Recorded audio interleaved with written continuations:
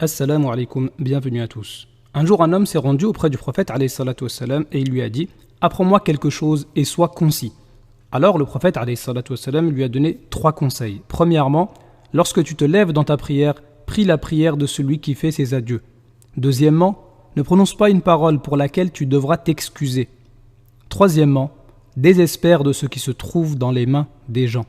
Le premier conseil du prophète alayhi salatu wassalam, c'est de faire comme si notre prière c'était la dernière prière et qu'on devait mourir juste après.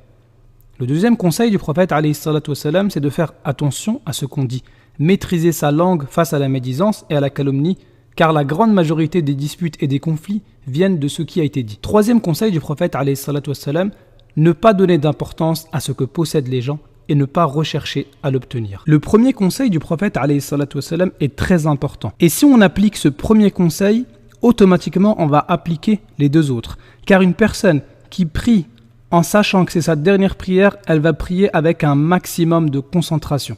Et si tu pries avec concentration, tu éviteras beaucoup de mauvaises actions.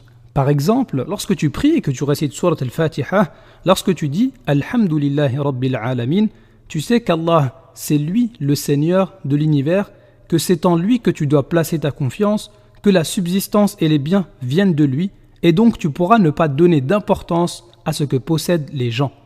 Lorsque tu dis « Ar-Rahman Ar-Rahim », tu sais qu'Allah est le plus miséricordieux des miséricordieux, et qu'il est même plus miséricordieux envers toi que toi-même. Donc tu espères en lui et non en ce que possèdent les gens. Tu sais que si tu lui demandes, il te donnera ce qui est le meilleur pour toi. Lorsque tu dis « Malik Yawmiddin », tu es certain qu'un jour tu devras rendre compte de tout ce que tu as fait et de tout ce que tu as dit.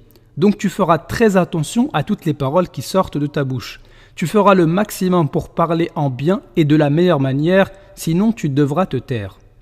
Lorsque tu dis « Iyyaka na'budu wa iyyaka nasta'in », tu reconnais que c'est Allah seul que tu dois adorer et tu reconnais que la force et la puissance n'appartiennent ni à toi ni aux autres, mais à Allah seul. C'est donc en Allah que tu dois espérer et en les créatures que tu dois désespérer. Lorsque tu dis « Ihdina as-sirata al-mustaqim », tu sais que tu as besoin d'invoquer Allah pour être guidé.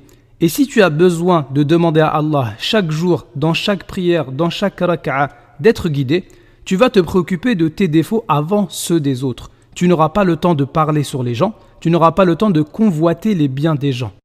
Il y a beaucoup de méditations à tirer de Surat al-Fatiha et de la prière en général. Si tu pries comme si c'était la fin de ta vie, tu éviteras plein de soucis. Et au contraire, si tu ne pries pas ou si tu t'ennuies pendant que tu pries, tu auras beaucoup d'ennuis.